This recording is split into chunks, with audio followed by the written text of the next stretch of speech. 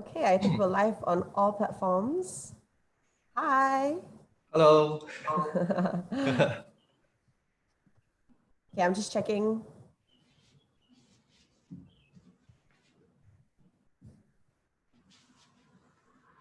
That everything is good.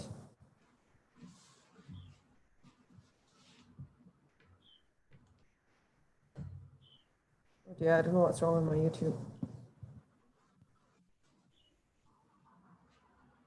Okay, let's just wait for a few more people to get in and then let's just go.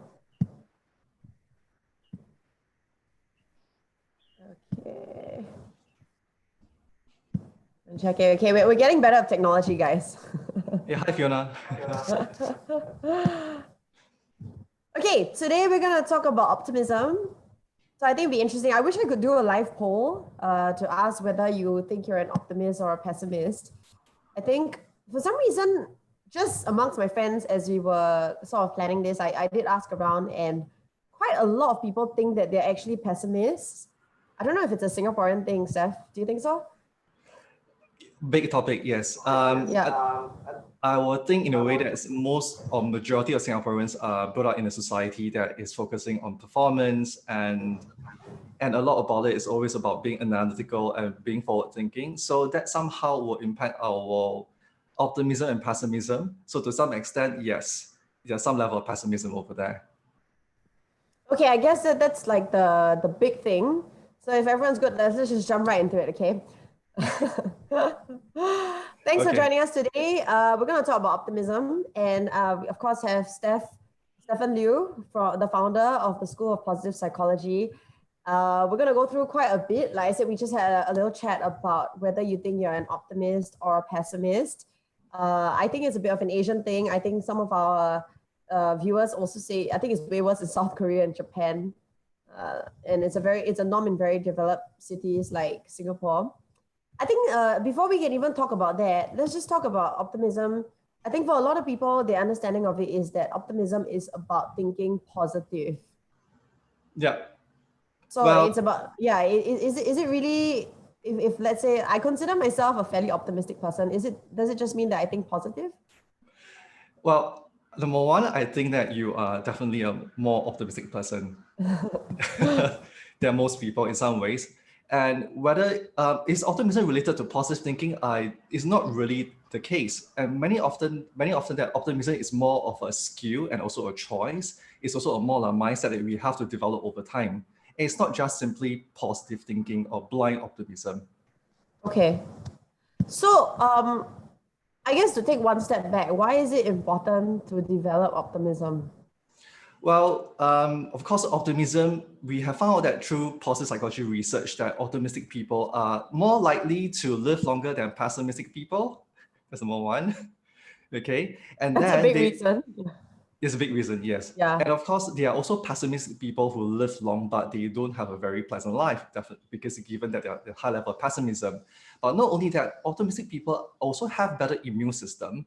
So they are testing that when they expose them to viruses, they are more likely to recover faster also. And even for careers, that optimistic people are much more successful, are likely get promotion faster. And we also did a research that optimistic people, let's say in some industries like sales, they earn more money than the pessimistic people. Excuse me. Wow, really?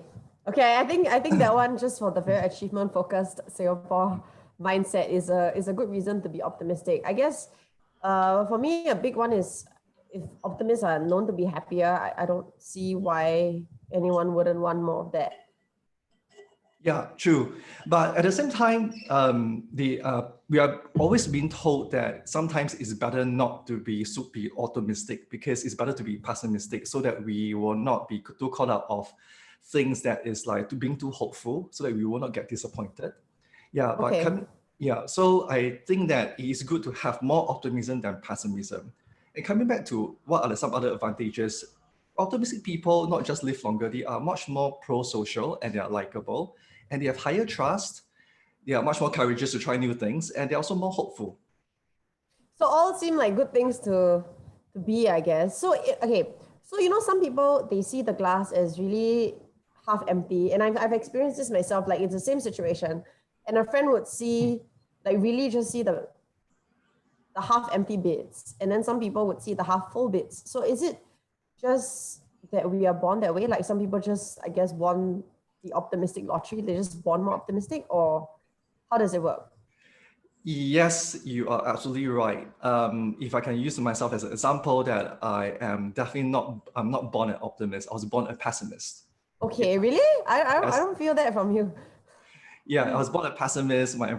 So I was through nature and nurture, I was much more pessimistic. So to answer your question, yeah, yes, you play 50% of it's 50% indicator of how the way you've been born into. If let's say for example that your parents are all both optimistic, more likely Yeah. you 50% more optimistic.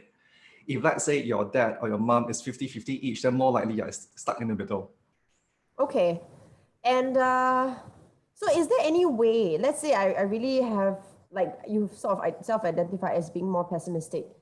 Is there no hope then to be optimistic if you feel like you're already, born a bit more pessimistic?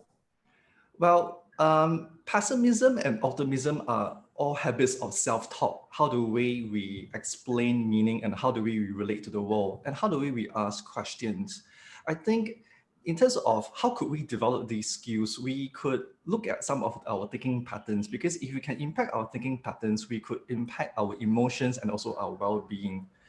And these skills can be learned. So for example, that I said that I was a pessimist, and I'm not 100% optimist till today, but I have learned how to become much more strategic in my optimism, so that I will not be too attached to negative outcomes in my lives. So these skill sets can be learned for everybody.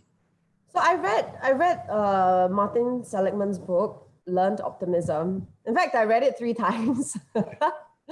Just because I really was trying to understand optimism better. And I guess I feel like it's something that I wanted to be more of. And what I learned, the biggest takeaway from the book is that 50% of whether we are optimistic or not is actually controllable. Yeah, it is. I think since you have read the book 3 times, wow, it means that this topic is big to you, right? Well, Yeah. there are many ways to look at optimism, right? And one of the biggest impact of optimism is how do we explain things, which also means that how do we explain, which is our explanatory style. So the big part, what Martin Seligman was saying, is that we have this, the first part is internal or external, or me or not me. So if let's say, if you look at a pessimist, Yep. something bad happened to a pessimist, he or she may say that, well, oh, I suck, I'm so lousy, I'm not good enough. It could be in a relationship, it could be a workplace, I lost my job, this is so bad, I always lose my stuff, etc., etc. And this is a pessimist narrative. And Okay. but for the optimist would be saying another narrative is, this is not me. It's like, well, a lot of things are happening right now in the world, so I'm not the only one is going through these bad things. And let's say, for example, COVID-19, if let's say I lost my job, it's not me, it's about many of us right now. So it's not about me, it's not me in terms of one explanatory style. Okay, so I think like to sum up as well, like structurally, right? So Okay. to be more optimistic, I guess there are 3 things that we can do, right? 3 ways of thinking, right? So what you're saying is the first way is to think that it's not me. There are other reasons for this, rather than think like, oh my gosh, like if I lost my job, it must be because I'm horrible. If I didn't get a place on like the school team, it must be because I'm a horrible player, right? So the first thing you're saying to watch, that we have to watch our thinking, is to remember that it's not me, right? Yeah, it's Okay, not and then me. Yeah. okay, and the second one. Oh, the second one is more about whether do they assign the blame or the thought to one specific event, or everything around them. So it will be, is it everything or not everything? So if let's say I use myself as example, that I didn't do well in a certain task, and I failed a test, for example. Yeah. If I have a thought of like, okay, that I am a lousy student, I'm a lousy worker, I'm a lousy father, also a lousy friend, I'm lousy everything. So I start to spread meaning to everything in terms of my pessimism. And this is Okay. everything. So the second thing that we should watch is, I guess, like the idea of pervasiveness, whether this bad event touches everything. So you may have lost your job, right? But then you can still see that certain areas in your life, like my friendships are still doing very well. I'm still like, for example, very good at sports. You should, I mean, basically is an optimistic way of thinking is to remember that it's not everything that's going bad. It's just this one area. Yeah, you're exactly right. So the person Okay. can differentiate one versus everything. Okay. And the third area? Or the third area is more about whether is this going to happen now or happen forever, you know? So pessimistic Okay. people will think that this is a permanent thing. It applies to every situation for a long period of time. Let's say during this period, they may lose their jobs. They say that, Yeah. well, there's no point for me to find a job because this is a long crisis. Yeah. Whereas an optimistic person said, maybe I should take this chance to learn something, to upgrade myself, to learn new skills. So maybe when the market is ready or the thing is better, I'm ready to take on Okay. the next challenge. So I guess for me, right? So there are two ways. I mean, when I try to remember things like that, I actually remembered it by two ways, right? One is because Singaporean, we like acronym. So from what I'm getting is three steps, three sort of thinking patterns that you might want to watch yourselves. And I used the acronym MEN because I'm a Okay. girl, right? So the first one is me versus not me, right? Is it me or not? The second is everything versus not everything. And the third one is now versus not now, right? Now versus forever, basically, right? So I think for me, that's how I kind of remember that. And I think that's something useful for anyone who's watching right now to remember that every time or anytime you go through something bad, to go through these three steps and ask yourself, are you like thinking into pessimistic thinking? Is it really you? Is it really everything in your life that's bad? Is it really like this is something that is permanent forever now? Right. So I think that for me, learning that is really, really helpful. And I found that to be helpful as well.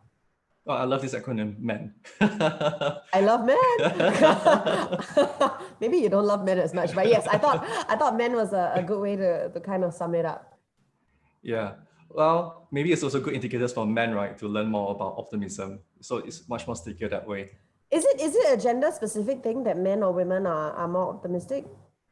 Well, I do not know about this. I don't Yeah. think it's gender specific, but in my personal observation, I tend to Yeah. see that men will are a little bit more pessimistic than women sometimes, but not Okay. all the time.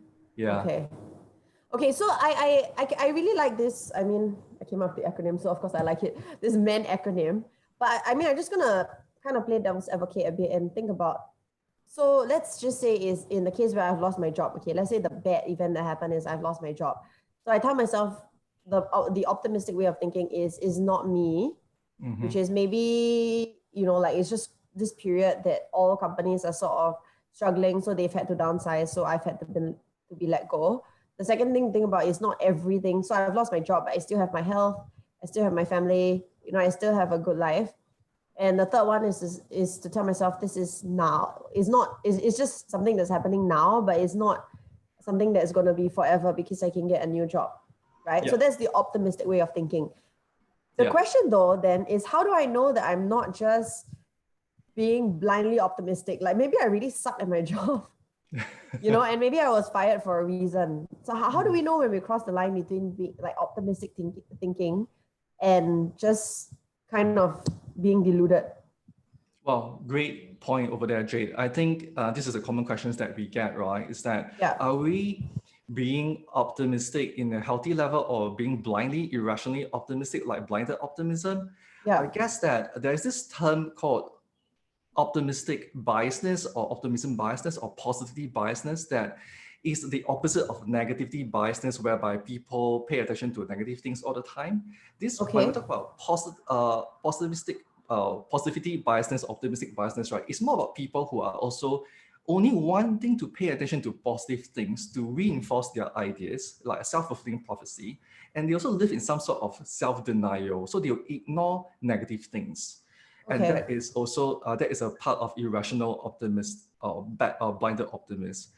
Let me go back to the part about optimism or being an optimist. Many people ask this question: what's the difference between an optimist and a pessimist? Right? Yeah. The optimist is also a realist, like a pessimist. But the optimist is that they are able to look at a lot of information and look at and pay attention to relevant negative information, but they note them, but they still choose to focus on the positive side of things. Yeah. So what that really means is that optimists still pay attention to negative events, but they do not Okay. dwell on it. Okay, so I think one of our viewers has asked, why still have the pessimistic side? I think it's a fine line then, like between being overly optimistic and being like a realist, right? So I think we do, I wouldn't say there's a pessimistic side, but the reality of the situation is like, to use my example again, is I lost my job and then really ask myself like, why? Right. And to pay attention to maybe I could have done better in this area so that I learn from it and I'm better in, let's say, my next job. Yeah, talking about jobs, right? I would like to jump in and share this thing about pessimism and optimism, right? Yeah. There's one type of optimism is known as strategic optimism, which means Okay. that and there's another type of pessimism that is known as defensive pessimism, also aka perfectionism. Okay. Okay, so in short, Okay. I'll call it as strategic optimist and also perfectionist. And I think many Okay. people will identify with the word perfectionist, right? Yes. And these group of people, they are high performers in school, in teams, in many aspects of performance, and you want them. But the problem is that for a perfectionistic person, right, it is of defensive pessimists, they will think of 100 ways or 100 events that will go wrong before a project. Or, Okay. yeah, or even in a Okay. relationship, they think, what are the 100 things that will go wrong? And they will set themselves, they will work towards it to make sure that this doesn't happen. So is that good? Well, in terms of performance, they are good, they're high performers. But the bad thing about it is that when they are worrying and thinking and planning of the future, Yeah. they will spew a lot of negativity and anxiety and dread and worry to other people around them. Okay. So it helps with being high performing, but it's not a happy way to live, lah. Is that what you're saying? Yeah, it's not really. Yeah, it's not a very happy way to live. Yeah. So they tend to live in their head more, and but of course it's also part of the defense mechanism because they are building themselves away from failure. So if let's say failure really happens to them, which is very rarely because they overplan everything, they are able to adapt quicker also. So it's part of the defense mechanism. So is that, I mean, Fani is also asking, but isn't that a good thing? Because I'm a little confused as well. So is that a good thing or not a good thing? Okay, so it is a good thing for performance, but once it spills into your relationship, into your working relationship and causing unpleasantness and tension and negative emotions to other people, then that is not a very good thing. So would you say it's good to be then a pessimist at work or like, in an area where you have to perform like sports and then try to be a pessimist / perfectionist there, and it's better to be an optimist in other areas of your life? Is that even possible? Well, it is a little bit challenging, but once they have the awareness that they are such a person, then they are able to compartmentalize how they behave or how they are like in the different parts of their relationships. Okay. Yeah. Okay. So I guess we should be a bit wary about being overly optimistic at work, but it's better to do that, I guess, especially when it comes to areas like relationships. Is that what you're saying? Yeah. A quick note, let's say not about relationship, it's just about work, right? Like for example, that if you want a professionalistic person working in security or working at the airport, because if an optimist, right, they will not more likely say, okay, fine, I trust you, I want to check your bag. I think that's why I'm not working at the airport or in security. Yeah, okay, that makes sense. So it like specific to certain jobs, it's actually good to be slightly more perfectionist or pessimistic almost, right? Yes. Yeah. Okay. So coming back to strategic optimist, which is also about relationship and work, right? Strategic optimist is also a high performer. They think about all the outcomes, but the thing is that they will do their best and they will not think, they will let nature take its course. And they'll They're just aware that there are all these outcomes, some of which could be not so ideal, but they will also just let it be. Correct. They will still work really very hard, but they will not be too attached to the outcome because they are more likely to be adaptable also. So I guess that's the best way to be then, right? A strategic optimist. Yeah, we can build towards it. So we all can build towards these skills towards being a strategic optimist. We can. Okay. Well, I guess the question then remains is, so if let's say I feel like I'm a really pessimistic person, I mean, okay, so we understand it's good to not be overly optimistic, but overall the research and everything has shown that optimistic people are happier and more resilient, right? So, and to me, the ultimate goal in life is to be happy, I think for everyone as well. So if we want to try to increase our optimism, because before we discussed how 50% of whatever we're born with, 50% of the optimism level we are born with, the other 50% we can control. So from a positive psychology perspective, what are the things that we can do to increase our level of optimism? Can we do anything at all? Well, of course, there is a many different sort of activities we can do. I think Okay. let me share with you a few here. I think Okay. one big one is called three good things. There is a shorter version and a longer version. Three good things, Okay. the shorter version would be immediately right now take a piece of paper and note down three positive events that have happened to you today. Small ones. Like maybe you woke up for breakfast that you really like, you get to savor the weather, you get to listen to a few music that you like, or spend good time with your loved ones. Three good things. And the longer one is that, right, also take a piece of paper and recall your entire life and recall three main great events that you have done yourself, you have done really well in the past, that you have a great achievement, somebody have congratulated you, or something that you really can go back and positively savor these three good things. So you're saying that these three good things, there's like the short term, which I think I read somewhere that it should be within like the 24 hours of your life, right? I mean, so it's like for example, today, like I had a good workout, I had a good breakfast, and I had a good lunch, right? So that's something like quite immediate. And the other thing is three good things that I have done in my life, like bigger achievements. Yeah. So that's one of. So how often should we be doing this? Like if I want to increase my overall optimism, like every day? Yeah. I think the short version, you can do it almost every day, but after a while you get a bit bored, so you can try different techniques also, right? Yeah. Okay. What are Yeah. the other techniques? One of my favorite ones is called your best possible self. So take a piece of Okay. paper and visualize and write down that how will you look like or be like if you're in your best possible self. For example, this is the year 2020. How about in the year Mm-hmm. 2030 and 2040?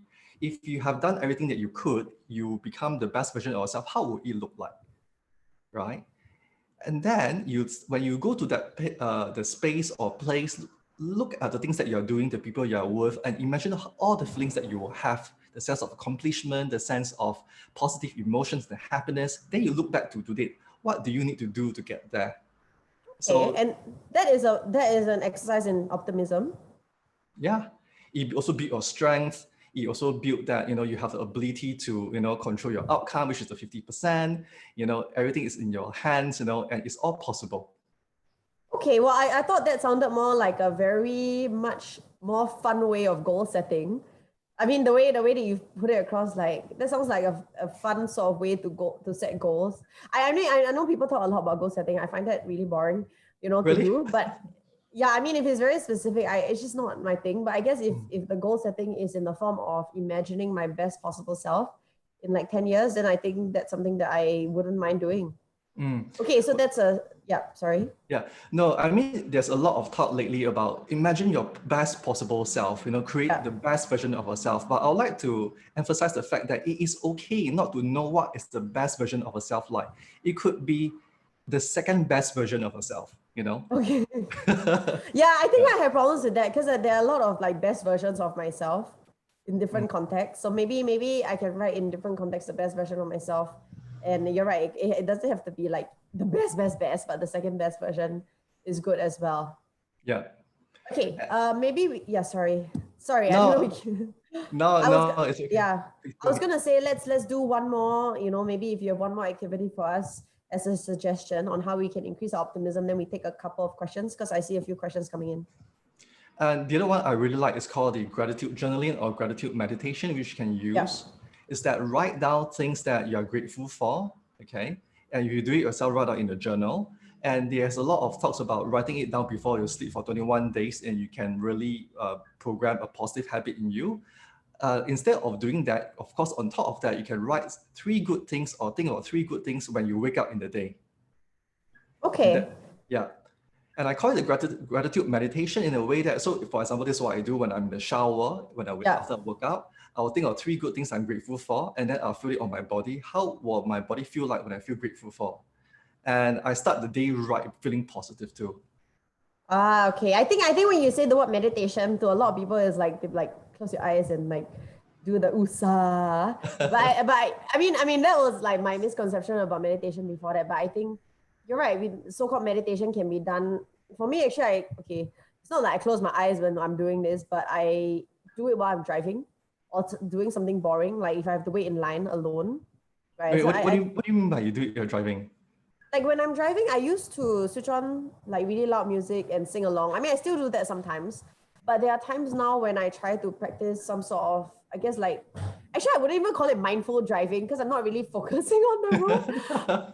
Like because I'm an autopilot, but then in my Mm, mind, I'm actually focusing on what I am grateful for. It's kind of like what you just said, except you do it in the shower. I kind of do it when I'm driving or when I'm like mindlessly like walking to buy food or waiting in line for something. That's what I do. And I think meditation can come in that form, meditation, right? It doesn't have to be like you're closing your eyes. Please don't close your eyes while driving. Um, you can do it when you're doing something that's a bit more mundane, but you're engaging your mind to sort of think about, like you said, three good things that you're grateful for. Because sometimes thinking about like writing it down, three things before you sleep, although science has proven that this is like the best way to do it, before I go to sleep, I just want to go to sleep. Like I really like at most I will put on lip balm, I think. That is it. yeah. Well, if I could offer one more quick, easy to do, optimism practice is that I call it positive labeling. So instead Okay. of looking at things and label negative things, look at things around you, the nature, people, on the streets, and notice what is good in your life. What are the positive things that you can look at? Okay. Yeah. Like what you mean like literally in your house? Or what do Yeah, you in mean? your house, from your window, when you look at the external world, what are the positive things that you can label? So for example, when I look out the window right now, right, I can see the trees, and on top of the trees, I see the new greens growing. I say, oh, that's very a Mm. beautiful sight.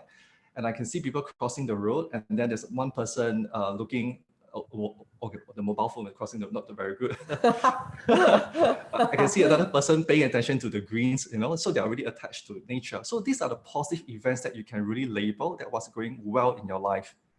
Okay. Yeah, So what do you call this last exercise again? positive labeling. Positive labeling. Okay. Yeah, Yeah, I must try to remember these words. I actually no, I have not tried this one, but I think I've unconsciously done it. Like when I see a beautiful sunset, I will go and appreciate it. Right. So I think does that count as positive labeling? yeah, yeah. Okay. It is Okay. Okay, noticing cool. noticing what's good. Yeah, Noticing what's good. Yeah, actually I like that. I think I should call it noticing what's good. It's easier to remember than positive labeling. gotta Okay, be. thank you, Yeah. Stefan, for sharing with us some these four things that we can do. We're gonna take a few questions before we say bye. Um, so someone asked, would you say optimism is linked to someone's personality? Actually, that's a really good question. Like people assume, okay, I guess I am quite optimistic, but people think I'm very optimistic because I'm very maybe chatty or extroverted. Do you think it's linked to personality? Yes, it is. Oh, it Um, is. yeah, it is. It's definitely linked to personalities, but yet at the same time that we have this, many of us tend to think that personalities are fixed, Yeah. right? But in fact, that personalities are malleable. Personality is not fixed. It's not fixed; it can be changed, but it takes Okay. a longer time to change. Okay. Yeah. So of course, we need to look at different sort of conditions. Maybe they make the effort to change themselves, to improve themselves, or maybe there's an external event like a trauma happened and they are forced to learn resilience to become more hopeful. And Okay. so personality, yes, can be changed over time, but not take a longer period of time, at least maybe 2 years. Okay. So optimism is linked to personality. Yeah. But I guess if you start doing some of the activities or interventions that Stefan has suggested, that could definitely help, right? Someone else asked then if is your level of optimism linked to your emotions? Yeah, the level of optimism linked to emotions. Okay, let me try to understand the question. Or is Yeah. it trying to ask that is optimism linked to our emotions? Yeah. I think the question is optimism linked to our emotions? Yeah, we have both positive emotions and negative emotions, and we need both, right? Yeah. So, if so, to answer the question, if they are when we have a good or positive explanatory style, definitely you will more likely to experience positive emotions like hope and gratitude and love and and peacefulness and many others. So it's linked. Okay. Final question. So are all humans pessimistic? Would you say that all humans are pessimistic?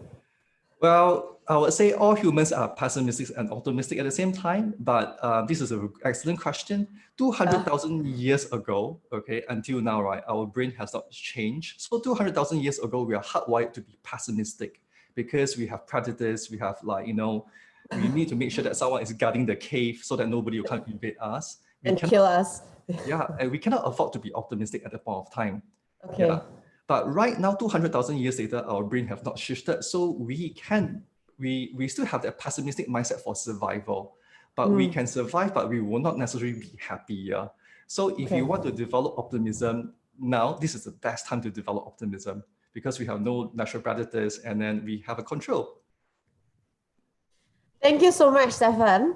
And thanks everyone who has joined in the discussion. I hope this helps you a little bit understand optimism a little bit better. And so the next time if someone says, labels you an optimist or pessimist, or you go through some other, I don't know, online test. Now it's very everyone's doing online tests these days because everyone's at home. To decide whether you're optimist or pessimist, I hope you're in a better position to realize that you can kind of choose which you want to be, and that actually it is better to be an optimist, even if you're sometimes a little deluded, and maybe just not at work, right? Because then that might affect your work performance. But in general, to be happier and more resilient in life, it is better to be an optimist. Yes, it is. So let us know what you think of this series. Stefan and I are gonna continue this, I think, for the next few weeks at least, as we all stay home. Good news today, of course, announced that we might be loosening up a bit on circuit breaker measures. So, thank you so much for being with us. Let us know, give us your comments, your feedback, tell us, what it is that you want us to talk about next. We do take it all into account, which is how we came up with the topic today. Yeah. Great. So pay attention to your optimism. Yeah. Thanks, Thank Stefan. See you. Thank you. Thanks, everyone. See you. Bye-bye.